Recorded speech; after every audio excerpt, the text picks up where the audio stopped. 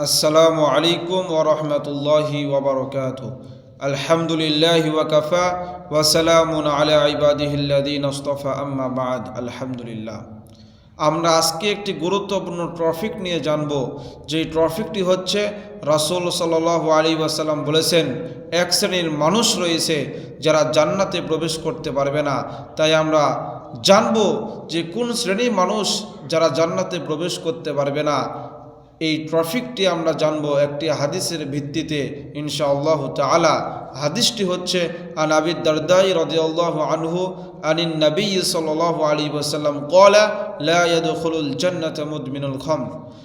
আবু দারদা রাদিয়াল্লাহু আনহুতে বর্ণিত, তিনি বলেন রাসূল সাল্লাল্লাহু আলাইহি ওয়াসাল্লাম বলেছেন, নেশাদার দ্রব্য সেবনকারী জান্নাতে প্রবেশ করতে পারবে না। অতএব অত্র হাদিস দ্বারা প্রতীয়মান হয় যে যারা নেশাদার দ্রব্য পান করে, অর্থাৎ বিড়ি, তামাক, জর্দা, সিগারেট, ইয়াবাকুল, ফেনসিডিল পান করবে, তারা জান্নাতে প্রবেশ করতে পারবে না। হাদিসটি বর্ণিত রয়েছে ইবনু মাজার 3376 নম্বর হাদিস। আসসালামু আলাইকুম ওয়া রাহমাতুল্লাহি ওয়া বারাকাতুহু।